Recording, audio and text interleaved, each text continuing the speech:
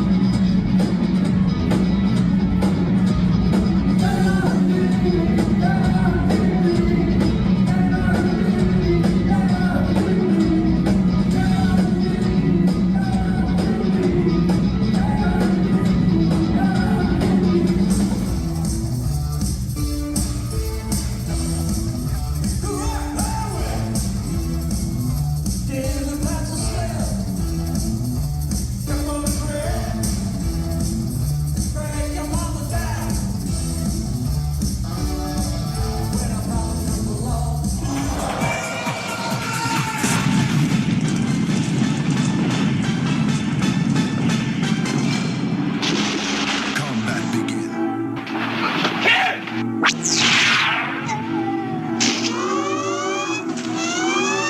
Star Wars, 1,000,000,000 years in the making, and it's coming to your galaxy this summer.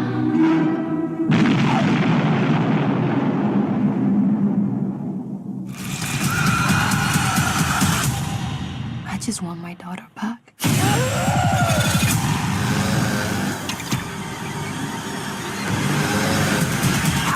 I can't do it.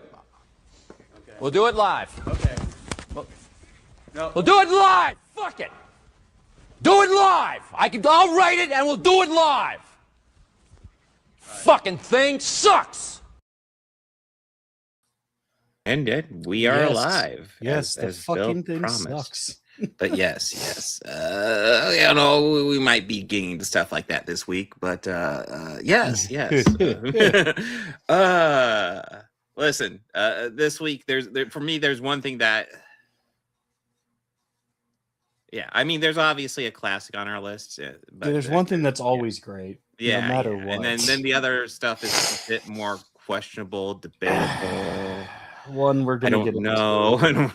One that will pose up important questions, like why would a billionaire want to get into government? Oh, wait, no, that's off topic. Yeah. But, But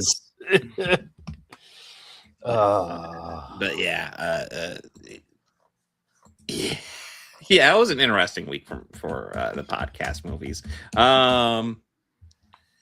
What do we want to start with? We got Mortal Kombat 95, we got Star Wars 77, and we got Lee Cronin's The Mummy. Let's rip the Band-Aid off of The Mummy first, because that's the freshest in my mind, because I saw that today.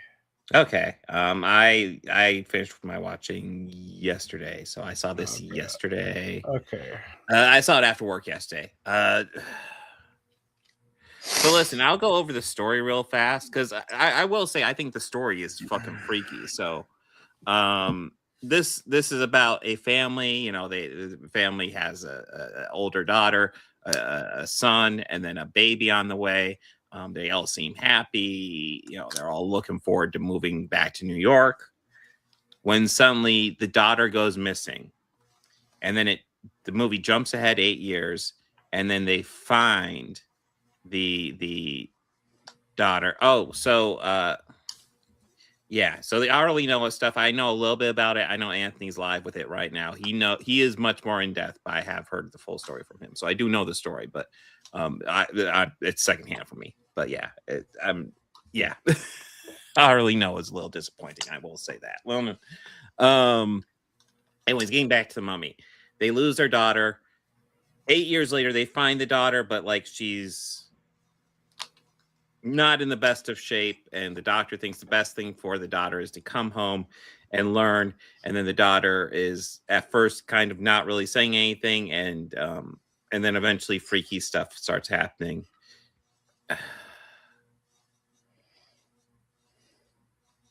Since this is fresher in your mind, what are your immediate thoughts, Bobby? Because I'm still processing a day later. My immediate thoughts. Let's see here. I got out of the theater at 2 p.m. Eastern Standard Time. Well, let's call it like 3:30 Eastern Standard Time. It is almost 8:30, 5 hours after. Mm-hmm. And I still don't know what exactly to think of this movie. It wasn't a mummy story in the traditional sense of the mummy. Like, I believe this is supposed to be a modern interpretation of the Universal monster film. I guess I'm going in blind, and that's kind of a fucking stretch, though. But I guess, well, yes, but I went in blind, and this is what I've been able to do of the research of it, and with it by watching like other commentators talk about it or other breakdowns of it. It just kind of annoyed me more at like the stuff that annoyed me in this movie. Yeah, because some said, "Oh, I thought this was great," and I just gave no. But it's a mummy movie in name only. Yes, but it's a movie that really wishes it was The Evil Dead. Well, I think it's worth noting Lee Cronin directed the last Evil Dead movie, Evil Dead Rise, which I really enjoyed. Did he write? I don't know if he wrote that one. He wrote and directed this one, which is why his name's all over it. But like, yeah, I'll admit that was off-putting going into it. Yeah, it's kind of weird. Like the daughter in this, as she goes evil, and you assume it's like Emotep or something, but she's acting like a fucking deadite. Like there's literally a scene where like you have the little 8-year-old girl and the daughter's like, come to the door, and she just licks the toes, like doing like the goofy deadite, almost like exactly like a deadite would. There's weird shit in this movie, like really fucking weird shit. And I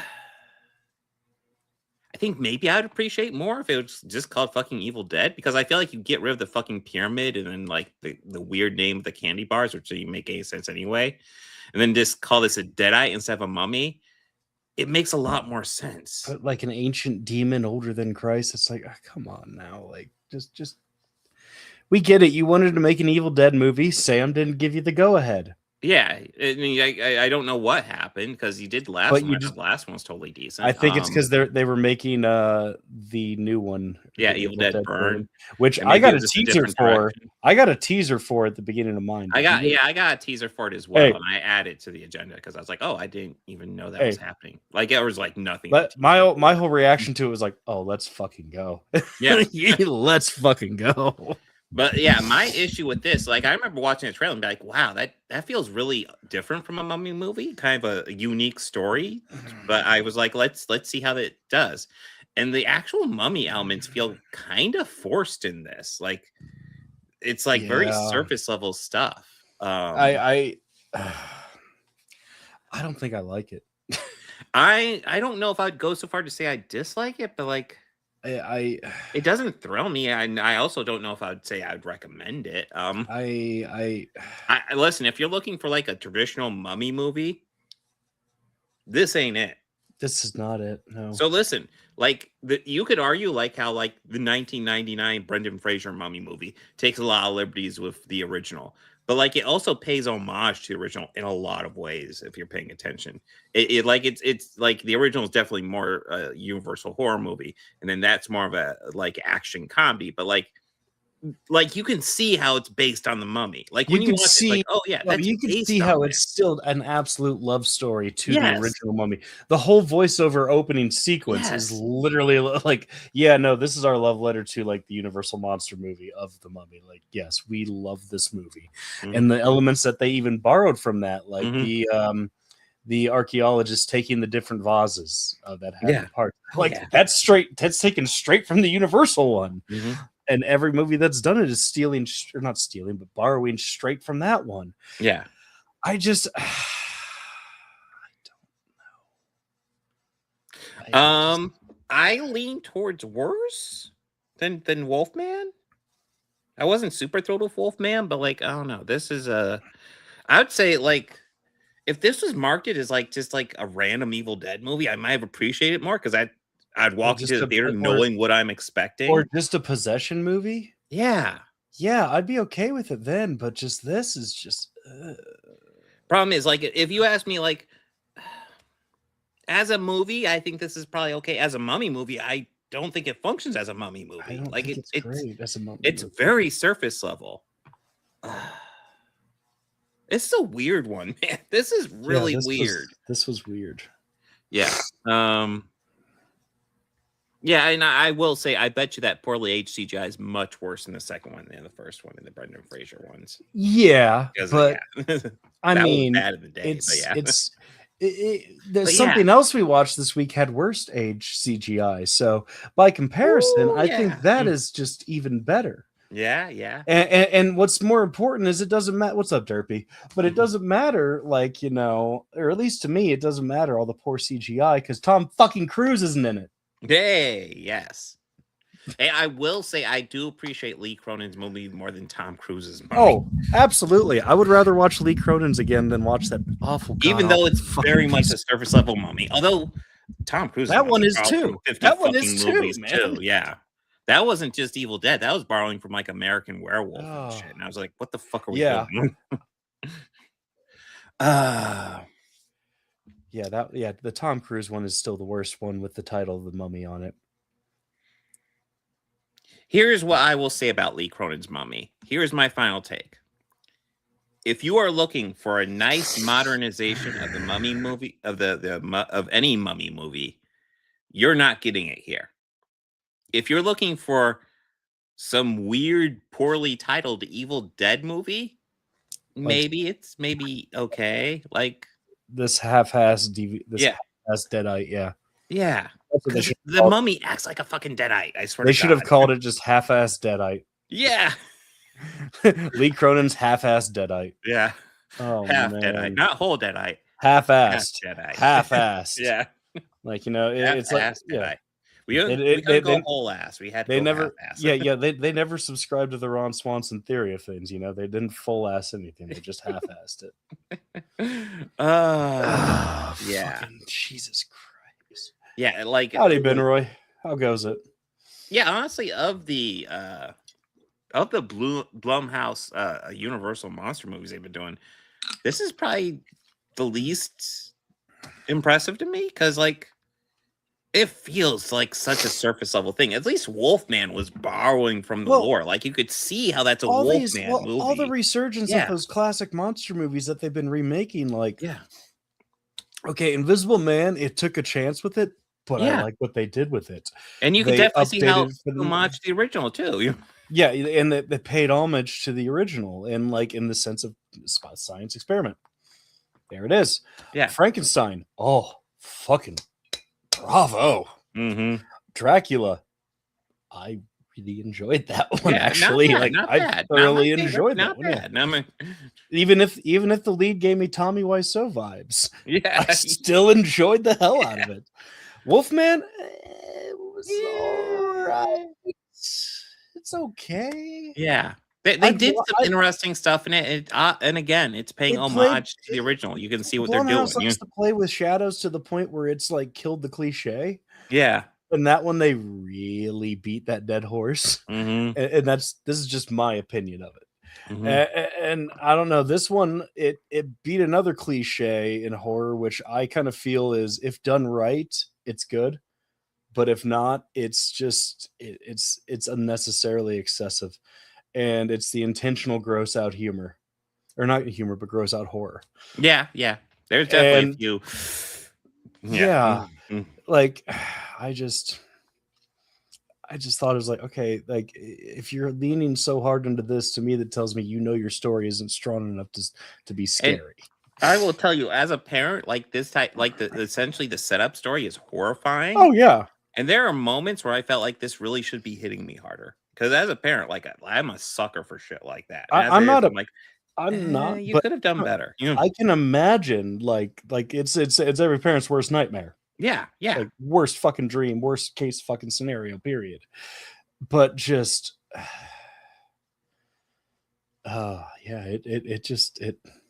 they tried to make it hit like they wanted to, Mm-hmm. but it was just like I know don't for know, me, man. like when the daughter got home and there's so much obviously wrong with her. I'm like, obviously they came home and bathed her and she was a mess. And it's like, did they not do this at the hospital? Like, okay, they didn't do any grooming. Let me of ask her? you this. Let me ask not that I also thought was strange, but here's Yeah. another thing that I thought was strange. So they get her all the way upstairs in that chair. The way they got her up and just doom, only to carry her into the bedroom and place her on the bed. You couldn't have fucking carried her up the stairs. Yeah, That way? I didn't understand that one at all. Yeah, Like I even was like, the fuck, like. Right. I get it. collapse We're the doing chair, carry your daughter to the bed, and then carry the chair up there if you need to. yeah, or like the wife carry the chair up, or Yeah. something. I just what? Yeah, that was wonky, especially after they explain how like she's sensitive. So take her home and just let her live her a nice quiet life. Doom. It's like that would drive me insane. And I'm fine. Oh, I just Is this? I don't know if I'd call this a terrible movie, but this. I think the more I'm talking, more I'm like, yeah, this is definitely a failed attempt at something. I mean, like I'll probably watch it again once it comes to streaming services, wherever it does, wherever it lands. I will, but I just it might be worth a rewatch. Just I don't knowing know, what you're getting man. into, it might be easier to appreciate. I don't know, like because going in expecting a mummy movie, I was like, whoa, that was. I think that's where a lot of my not. disappointment comes from, because I was expecting a mummy movie. Yeah, Like I'm expecting some ancient, mummified guy coming around and doing it.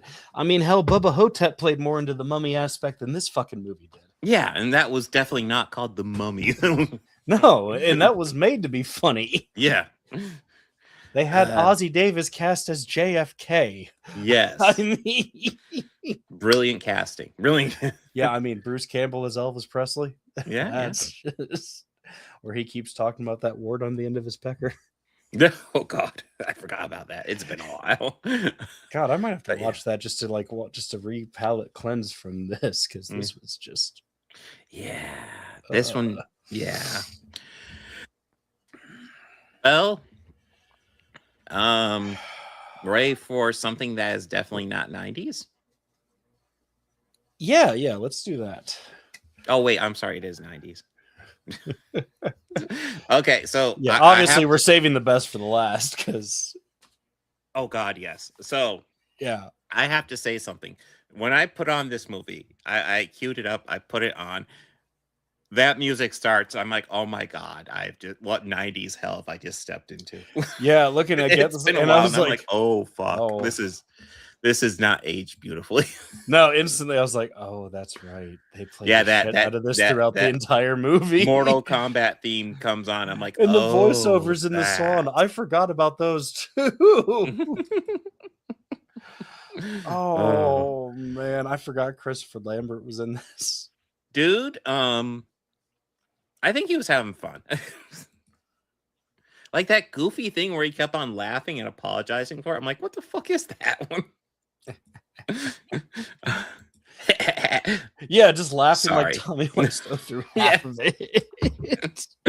But yeah, okay. So Mortal Kombat, the story of Johnny Cage, Liu Kang, and Sonya being enlisted from Earth to go fight in the Mortal Kombat tournament with a whole bunch of other people, and CGI monsters and Well, stop no, motion well, Goro yeah, stuff. well, he was like half stop motion and half practical effects. Mm-hmm.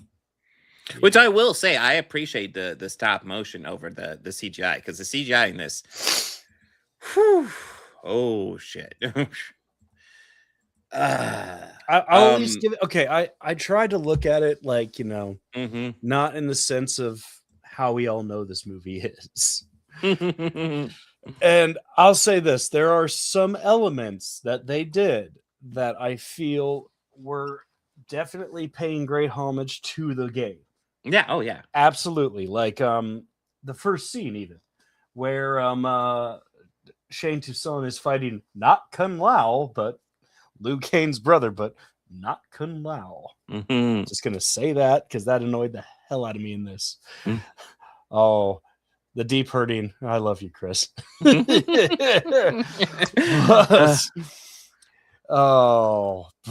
at least they made the sky look like a lot of those levels that are in like the pit level. And I will give the movie credit for that. I will also give the movie credit for making Sub-Zero, Scorpion, and mostly Reptile look, and at a certain point, yes, and that's all it is. Mm-hmm. But I just that's about all the nice things I can say. The set design looked cool. Mm-hmm. Well, I did look up a couple of factoids on this. Christopher Lambert was a huge fan of the franchise, which is why he wanted it in the movie. He was only they only paid him to do like a couple of short scenes, so they were going to do abbreviated with him. But then he paid him, like he flew his own way out to the main shooting location, so they could get more shots, much to the chagrin of his agents. And then he also paid for the after party, which, so pretty cool on his part. Somebody had to. Yeah. Our main characters are obviously Liu Kang, Johnny Cage, and Sonya. Veronica Vaughn. I mean, yes. So Sonya, the actress who played Sonya, did do her own stunts, which is cool. Yeah. As far as fighting, because I mean they're all fighters. Liu Kang I thought looked really good. I thought Sonya looked fine. Johnny looked really weak overall in the fighting scenes. I don't know if the actor's a fighter or not, but like even at the in the beginning where it's obviously supposed to be like the film stuff, that looked kind of weak, and then that's kind of just what looks throughout the movie. Edited. It looked like a definite choreographed edited fight scene. Yeah, it looked like a Taken 3 fight scene. Yeah, Liu Kang looked solid though. He's obviously the main one we focus on throughout the movie, and seeing how he looked, it's like now, that's another one that I think was just perfect casting in this was Kano. That's perfect casting. Oh, yeah. I mean, there is good cheese in this. I will give it that. Like the guy who played Kano, he understood the assignment. Yeah. He understood this assignment perfectly. Yeah, like I'll be honest. Every time a CGI creature popped up in this, or a CGI thing popped from Scorpion's hand, I just started giggling because it was so bad. Like, holy shit. It's so fake looking. Yeah, no, I forgot how fake and bad that looked. Mm-hmm. Even back then, it looked bad. I mean, the story is incredibly thin. I remember when they introduced like the one black guy. Listen, first of all, this movie's like really bad. Like if you're a black character in this movie, you are not getting many scenes and you are not lasting long. I'm just gonna point that out, because there was this one guy who was Liu Kang's first fight. Obviously he's fighting Liu Kang, doesn't do well. But there's also another black guy who becomes their friend, and he's only in a couple scenes because he's the one. Because Johnny knew him. Because Johnny met him once. Yeah, there's something like that. Yeah. It's like, Like, hey, haven't seen you in a like- while, and then he Like fights you Goro. said, Then like you said, thin. Yeah. Like he's in it so little. Oh, I listen. I started laughing after Sang Shung kidnapped Sonya, and then he tied her up in this outfit with the whole new hairdo. I made the joke to myself while I was watching this because it had been a while since I'd watched this, and I don't remember. So I go, I guarantee you he's gonna have her tied up in a skimpy outfit. Next shot, Yep. He even redid her hair. It's like, Yeah, oh my god, he what are gave we her doing? like wild little frizzy hairdo there, and Yeah. it's just I can just I mean, picture I'm him not going gonna lie, like the this. hairdo kind of looks from the 80s. Oh, yeah. I just picture him just like highly focused on doing her hair. Yes, yeah. Shang Tsung did do her hair. I'm pretty sure it was a deleted scene. He steals souls, and he's a stylist. Listen, man, the dude has hobbies. Okay. Yeah, it's not just Don't taking judge. souls and Yeah. and killing children. Mm. Well, he killed a kid. We Yeah. can only assume that Luke Kane's brother was a kid at that point. I don't know if I'd necessarily say Lambert was awesome or awful, especially in comparison to everyone else. I mean, there's. If you think that line delivery is terrible, wait until Annihilation. Oh yeah, we're coming up on it. But I mean, like saying his line delivery here was bad. I'm like, there's a lot of bad line delivery in this. There's a lot of bad deliveries, and unfortunately, I think Sonya has a few of them. Oh yeah. Like there's one that I had to stop it because I was laughing so hard, and it was like, I only trust one person, and you're talking to her. Listen, like I brought the three main characters. It's Johnny, Liu Kang, and Sonya. As far as fight choreography, I think Sonya did second best, and I think Johnny did the worst. As far as line delivery, I think Sonya did the worst, and then Liu probably did the best, and Johnny in the middle.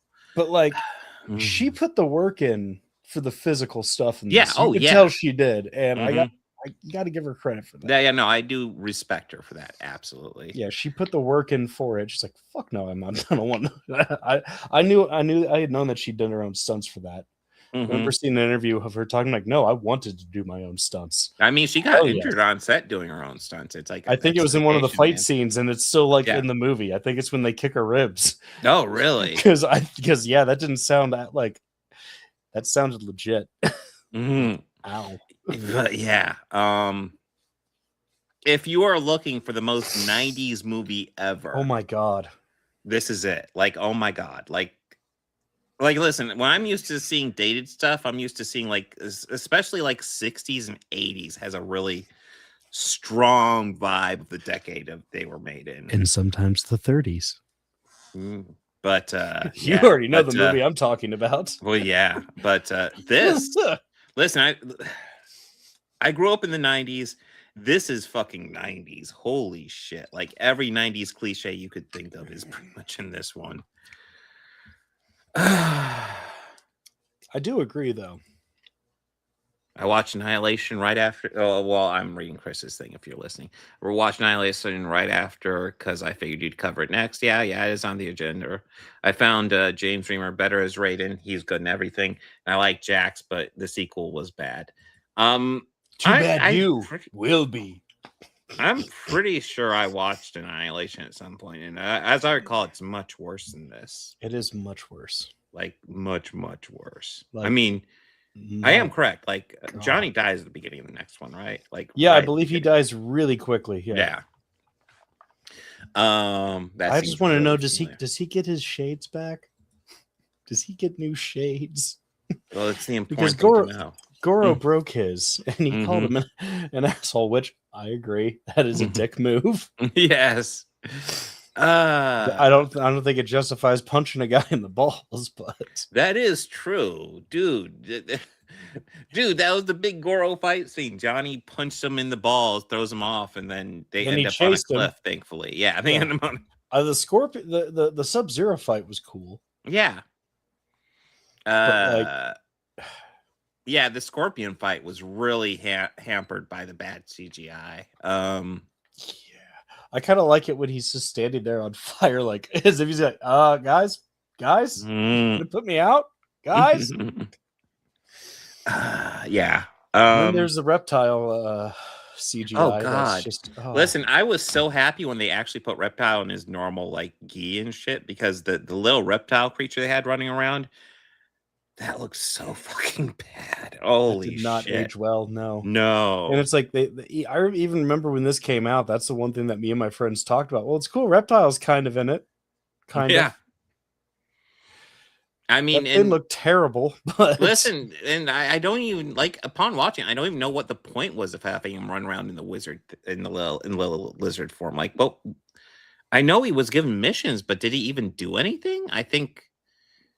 I mean, all he did was essentially get into the reptile outfit eventually, and then fight Liu Kang. It was Liu Kang, wasn't it? yeah, and he Yeah. also spat on Liu Kang too. Yeah. Yeah. Well, went into it with mute expectations. Yeah. I went into it with very, very low expectations because I remember not liking this one and then watching the second one and being like, well, the first one was better than that. That was True. pretty much my take.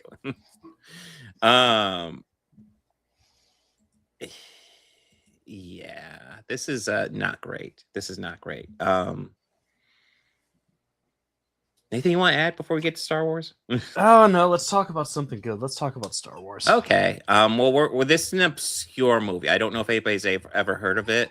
Yeah, it has a small cult following. You know. Yeah, small cult movie. I think eventually they were able to get a sequel made, but yeah, nobody really heard about this. This is a Star Wars. It's about A farm boy. Yeah, it's about a young boy. I think his name is Lyle, and then he goes after a princess named, I think, Cassie, and then Lyle Skywalker. yeah. It was Skyman, wasn't it? Yeah, Lyle Skyman. Yeah. Oh, no, I mean this movie. is Star Wars. Like this is. I noticed something about this. I kind of had it on as background when I was watching this, and like I noticed, like I could like beat for beat know this movie.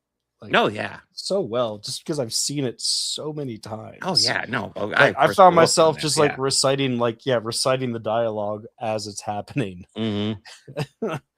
But I mean, the biggest complaint I could throw at this movie, and I mean, we've all seen Star Wars.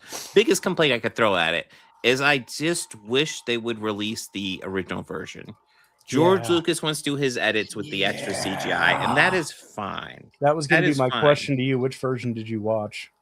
I saw the version I have on Blu-ray, which is essentially the nicely remastered, but like it's still the extended edition. Yeah, it's still the extended edition. Yeah, I wish that George would just kind of be okay and just let the original version play. Yeah.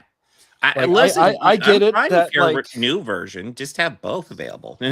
Yeah, I get it that and I'm okay with it, but I don't think it's absolutely necessary to have dewbacks in that scene in Tatooine.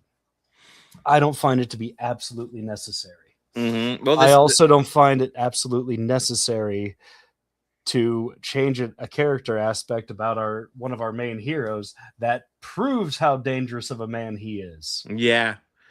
Well, I will say I'm going to die on that hill. Han shot first, and he should always shoot first. Oh no, I think that's a key part of his character development. I thought it was weird to change that. I mean, the whole point is that he's a scoundrel that you can't trust. He has to he's the character has to evolve to a hero. Luke's already up for being a hero. Han doesn't want to be a hero. He has to evolve to that. He has to get there. Yes.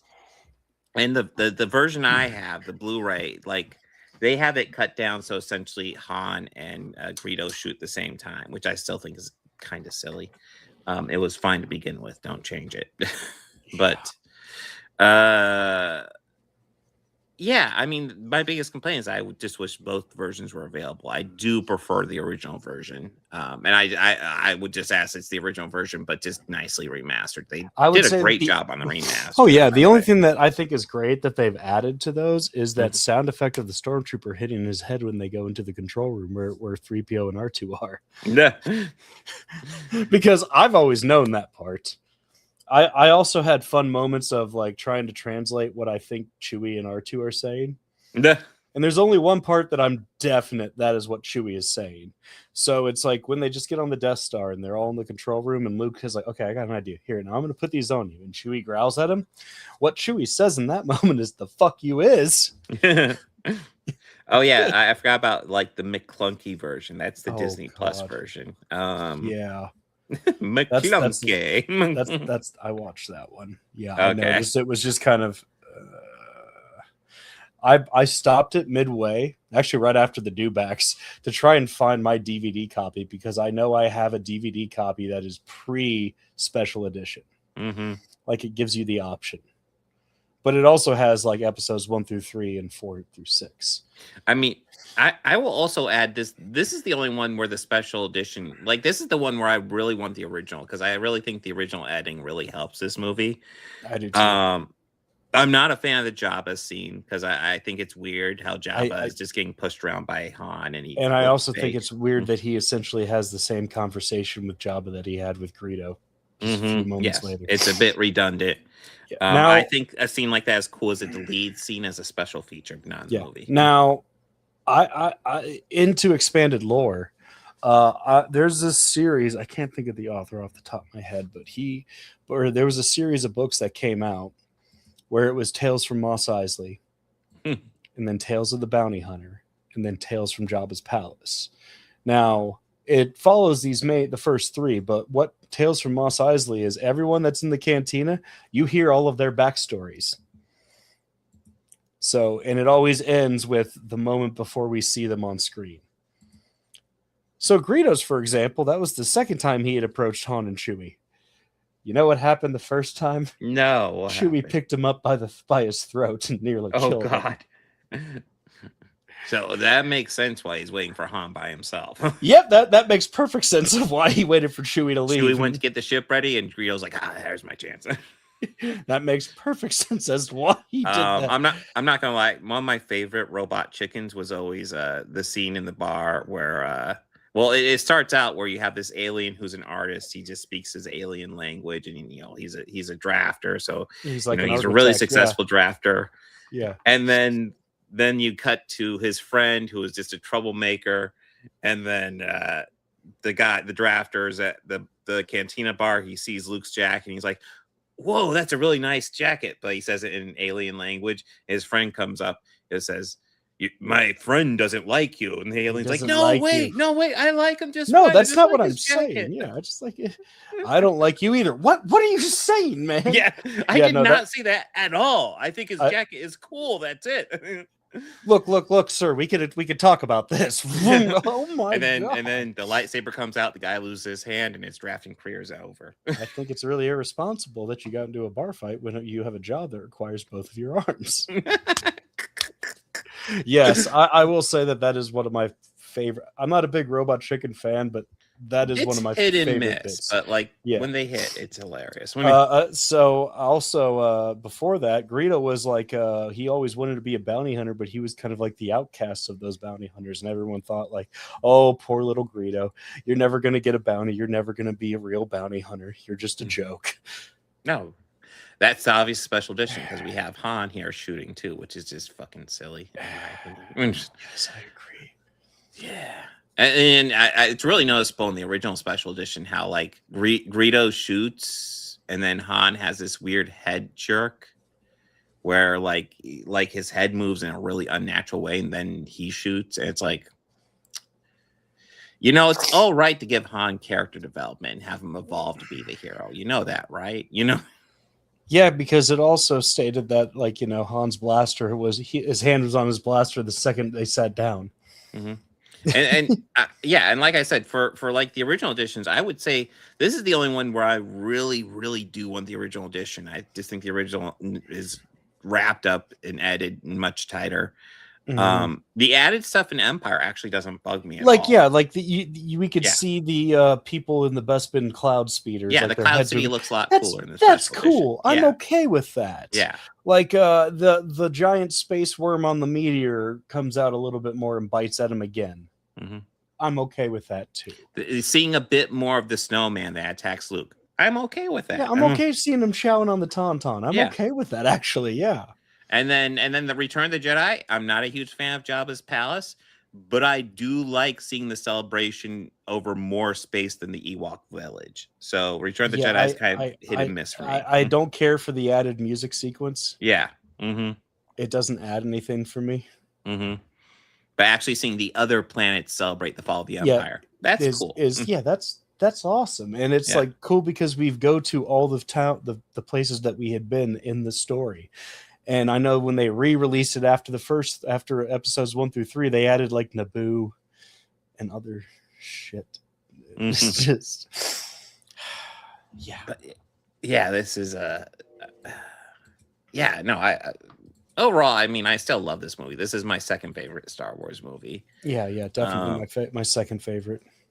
But yeah, I'm pretty sure the next one that we cover is probably going to be both of our favorites. Yeah. The next one's so cool. Like that, I mean that is how you make a movie, and that is also how you make a sequel. That is the blueprint of making a sequel. Don't be afraid to take it to a dark place. Don't be afraid to end on a downer.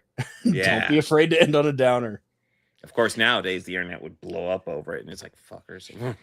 I seriously think it would get review bombed if it was released today. Oh, absolutely, yeah. I think. How dare they?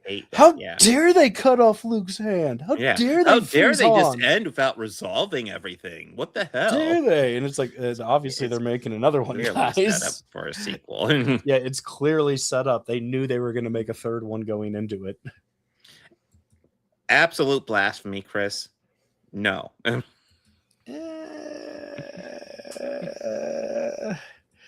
the sense of seeing something we only heard about, it was disappointing for that aspect. And the dialogue didn't help. I don't like sand.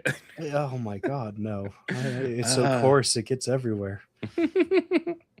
I'd say like my only major complaint about this is why the hell didn't Chewie get a medal? He did stuff. Chewie absolutely deserved a medal. I think an argument can be made for Wedge as well. They were all pretty vital for it. They were all... Didn't Biggs died in that fight battle? Yeah, Biggs died. Or was I say he deserves one too? Yeah, at least an honorary one. But I also saw that they have a greeting before they take off. That would have been cool because we heard about Biggs, but we never got to meet him. Mm-hmm. And I think that the deleted scene that I'm surprised that they never added was those two meeting and talking right before Biggs left for the academy. Yeah, there's the scene that I'm actually surprised he didn't remaster it because I kind of feel the big scene in the special edition. I have mixed feelings about it. Like I like exploring that character a bit more, but also does mess with the pace a little bit. So it's kind of mixed feelings on that one. But yeah, there's also the one earlier in the academy that is still a deleted scene. So no. What's funny is I in this they said like the only owner that we've ever really had was so and so Antilles. Mm-hmm. Why doesn't Wedge recognize them? Unless it's a different Antilles, but I mean, he should know them. It's his cousin. It's not Wedge. Come on. Maybe the cousin we've never seen. His brother, sister's former nephew's roommates. Yeah, it's Chuck Antilles. It's Bill Antilles. Just Bill Antilles. Yeah.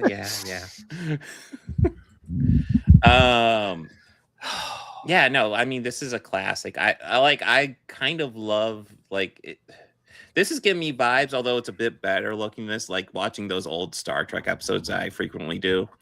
It's kind of like that. This is special effects wise better than that, but like it's still a product of its time. I mean, and I appreciate it. And that Death Star blowing up still looks so fucking cool. Oh yeah. It still looks cool. Mm-hmm. They still had the coolest ships like that Rebel cruiser.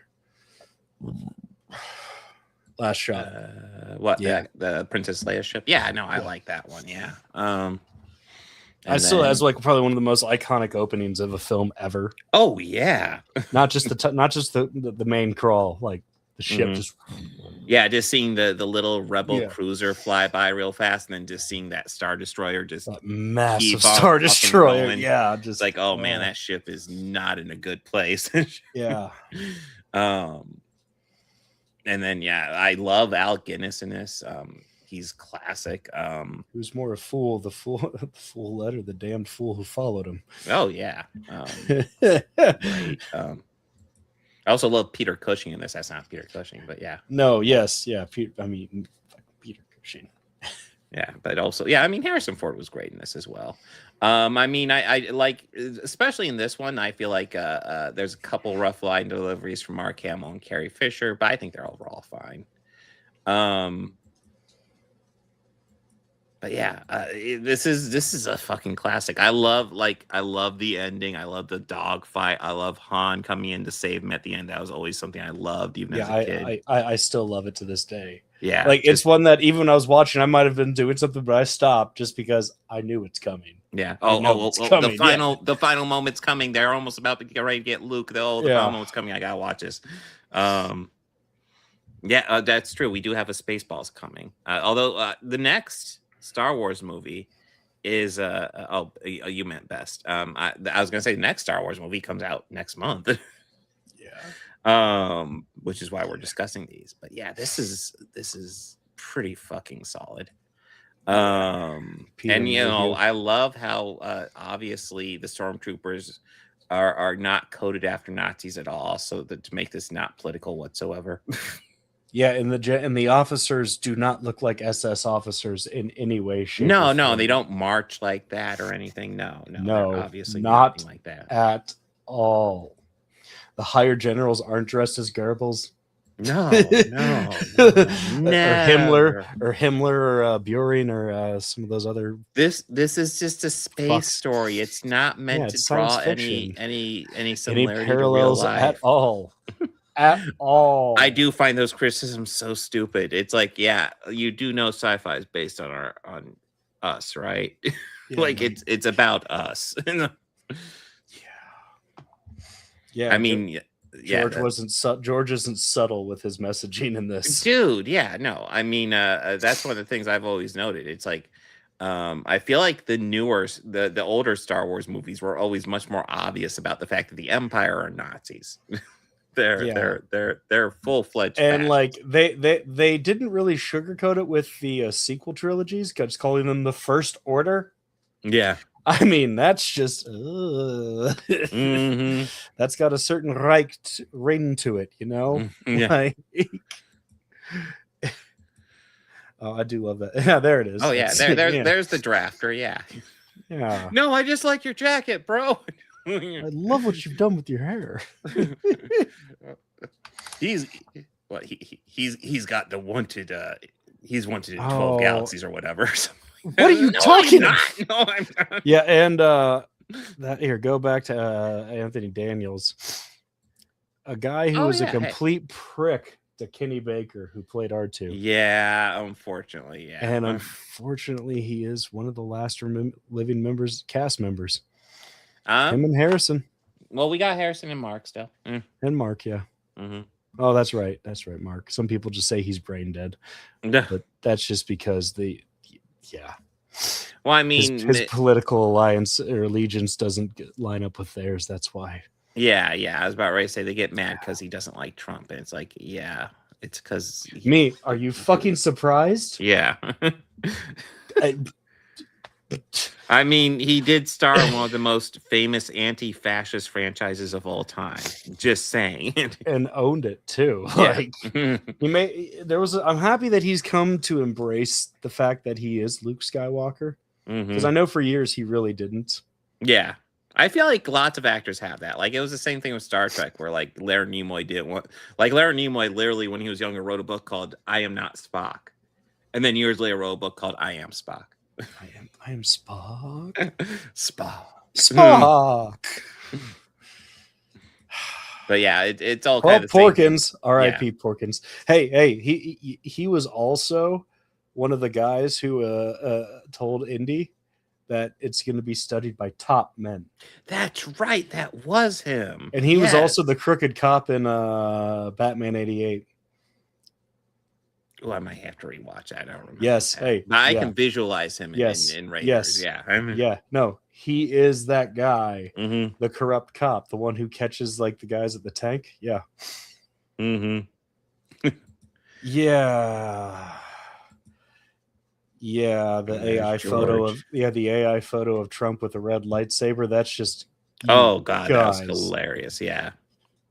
And I thought it was funny. He shared that on Star Wars Day, and like everybody's like, you dumb motherfucker. You do know fucking red means fucking villain, right?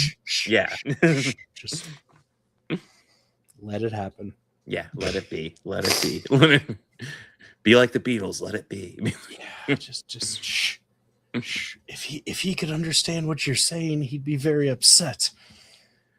No. I mean, they all just come back. Aha, we triggered a the Jawa libtard. unmasked. No, we're just pointing out how you're factually wrong. Haha, you're triggered. Okay. I recently found a meme, and I'll admit it was in a little poor taste, but it had a shot of young Hodor on the ground when he kept saying hold the door," like that. Mhm. But it said, anytime you criticize the president, TDS. And yeah, it's funny. Yes, admittedly mean-spirited. I saw somebody kind of throwing the TDS term around to one of my friends. I replied to them with that, and they took that as me being on their side. Mhm.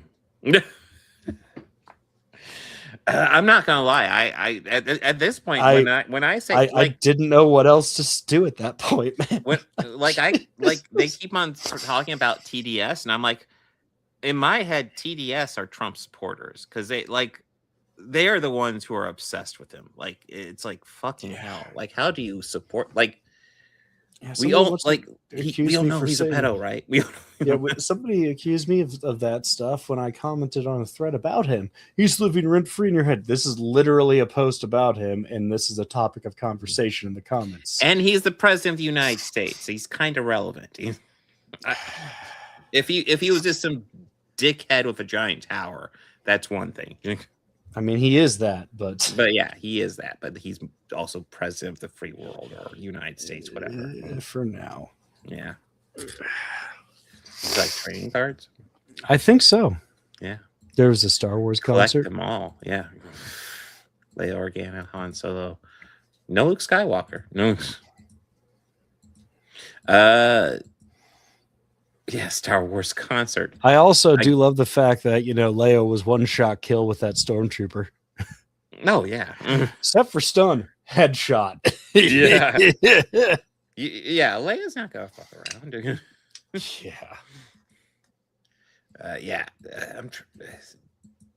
What is there to say about Star Wars that has been said? Like, this is a fucking classic.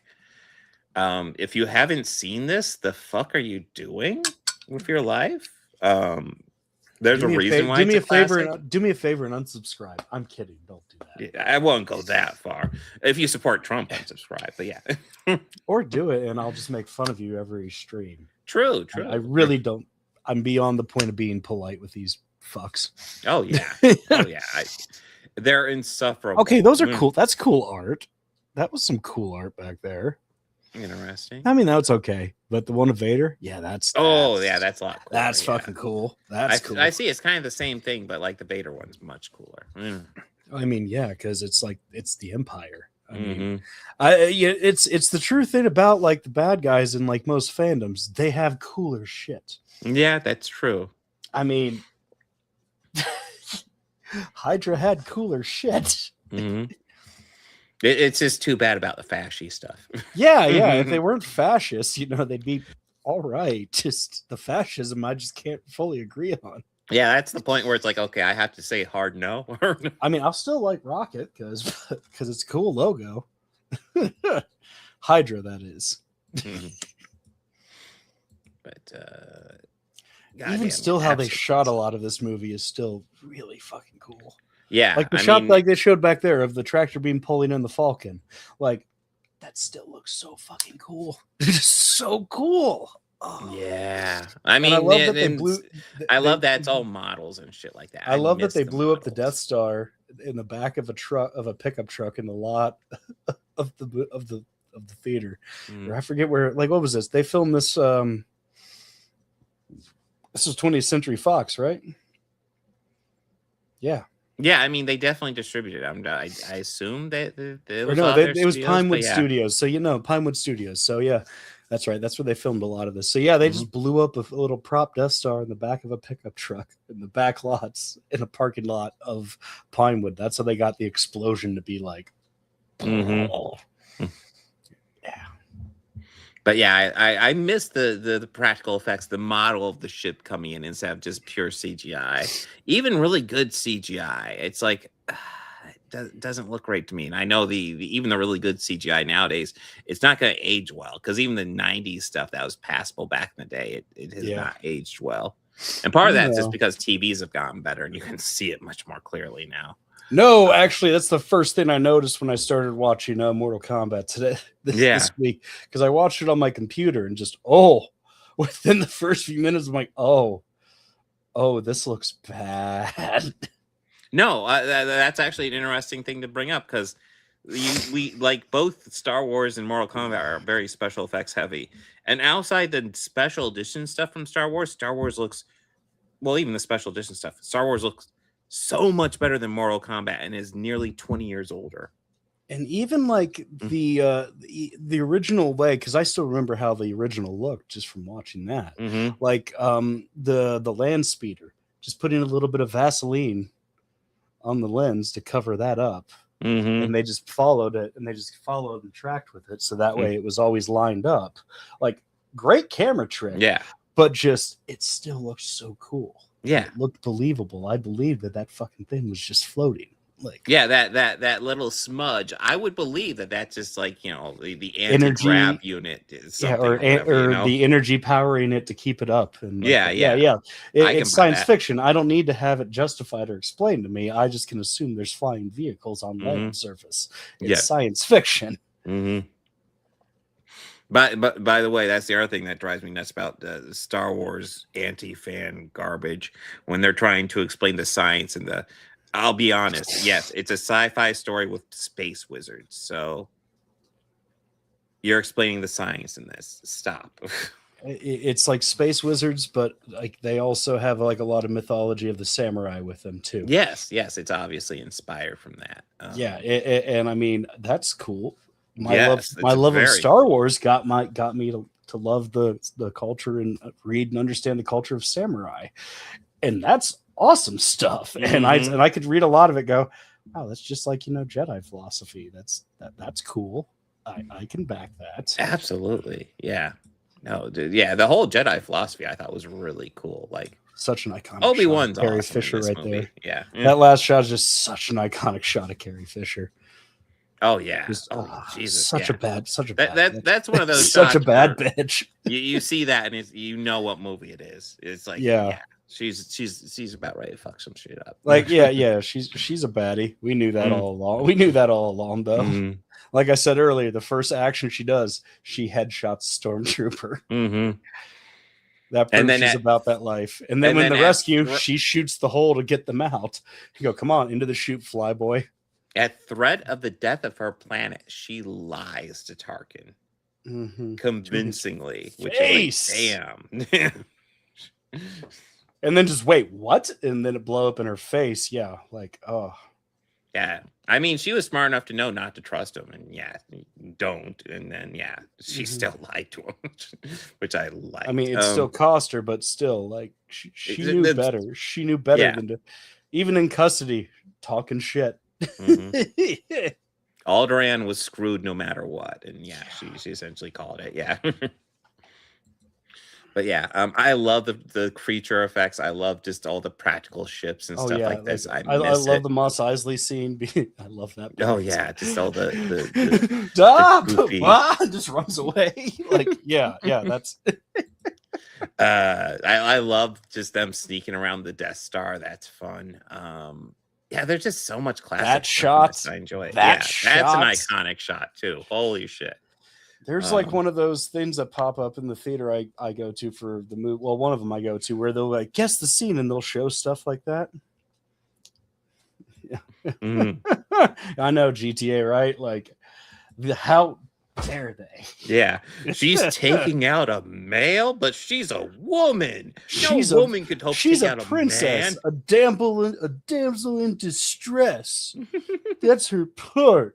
I already feel the spirit of Carrie Fisher glaring at me. Yeah. She's like, fuck you. I'm a badass. Yeah. I will be honest, as a kid, I always thought this thing was really goofy. The thing coming into ejector. It's like, Is that really necessary? You can't That's just have a Dr. dude Bot. do that? No, that's Yes. Dr. Bot. That's Yeah. Dr. Bot. I'm Dr. Bot here for all your doctor needs. Yes. But in the same time, I could still laugh at a lot of how silly this movie is. yeah. But I laugh at it because I love it. Yeah, no, I love this movie. is just one of those I love- classics. Yeah. This is one of the ones that got me into science fiction. Mm-hmm. Yeah. I mean, but like when I was a teenager, I was much more into Star Wars and Star Trek. Obviously, it's changed as I've gotten older, but like, yeah, this was my bag when I was younger. Oh yeah, I could watch these movies over and over, and like I'd watch Jedi and then just start over and watch Star Wars again. Yeah. Yeah, this original trilogy is just banger. Even though Jedi is my least favorite of the bunch, I still love it. I still think that's Luke's best look in this entire movie, and we only see it for like 5 minutes. Like that outfit, I think, yeah, that works for him. Yeah. Han gets that vest throughout everything. Yeah, I think, and that's right in the just scene on where outfit, where Mark Hamill, which I noticed in the special edition, they dubbed it back to say Leia, but in the original he says Carrie. Does he? That's funny. Yes. Oops. Uh, Oh yeah, they're all celebrating. Meanwhile, R2, you motherfuckers. yeah. Oh fuck. Yeah. That was what he said coming out of there. Oh fuck. What was Well, that? Don't Fuck. mind me. I'm just the droid all busted up. Up, dying. Death Star going up, and boom. Yeah, this That. is a classic. Oh yeah. Yeah. Poor R2. Yeah. Brilliant movie. I love it. Fun sci-fi. Anything you want to add, Bobby? No, this movie's fucking great.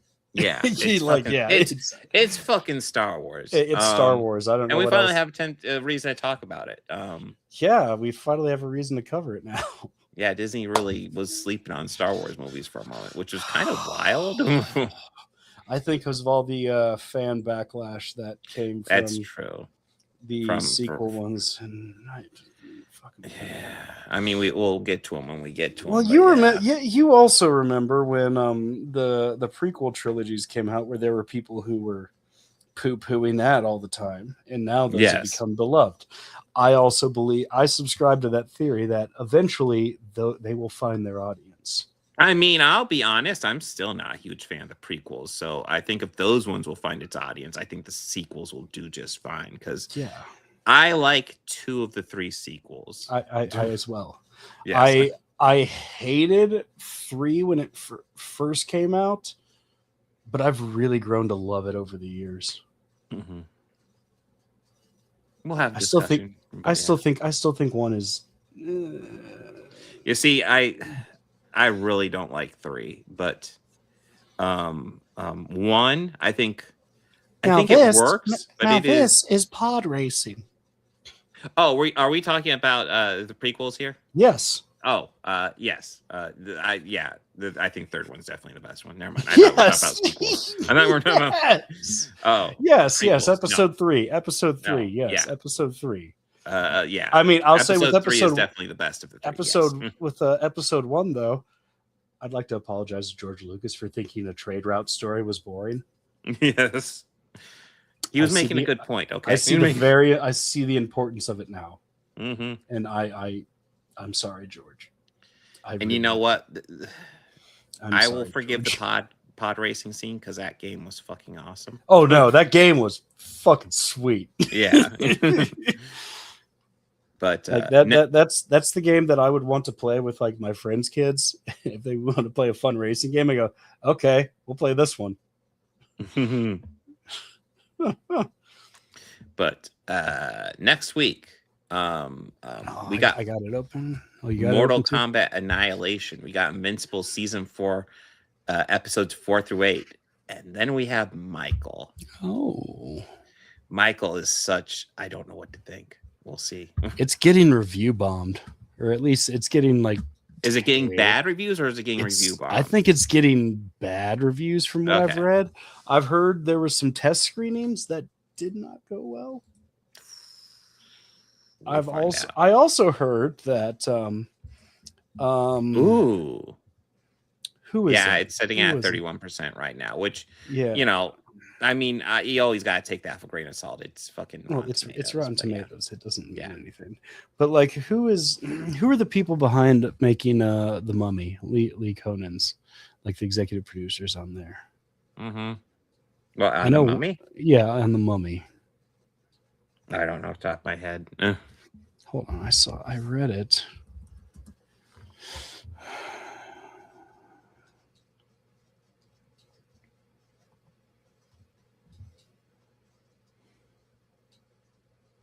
Okay, looking over a lot. James Wan. Oh. I heard walked out of it. Really? He walked out of the test screening. Oof.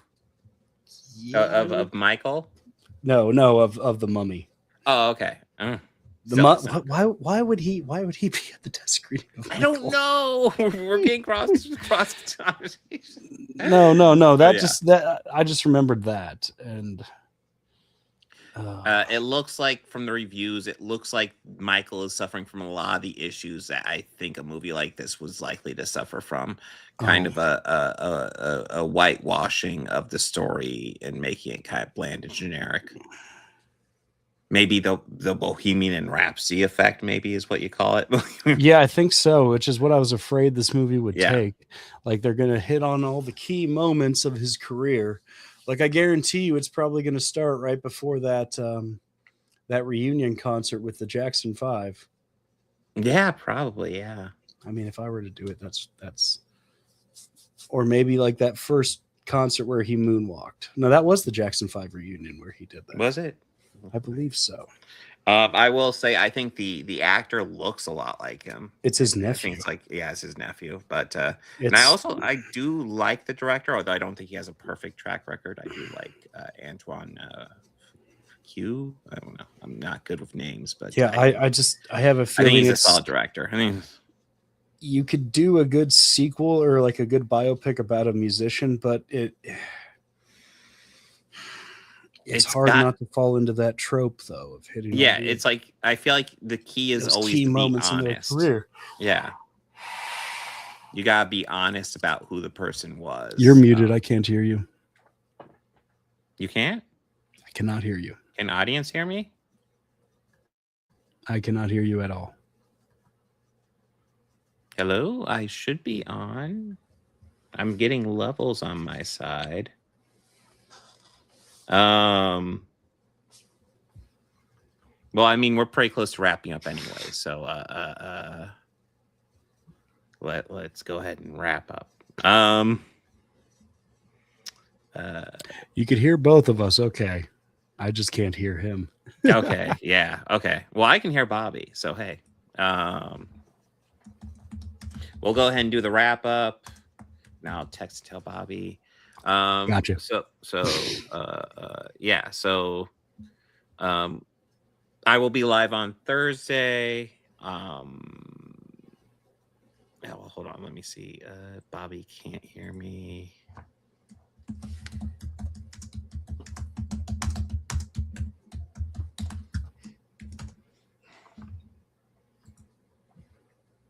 Nope. No. Okay. So I will be live on Thursday. Until then, and then next week we have the podcast with Mortal Kombat, Annihilation, Michael, and no, it's not Empire. Oh, it's Invincible season 4. So guys, party on and be excellent to each other. I don't think Bobby can hear me. So yeah. Chris, I think we went over what was that next week. I actually just went over it, but Bobby can't hear me. So this could be fun for a while. But guys, be excellent to each other.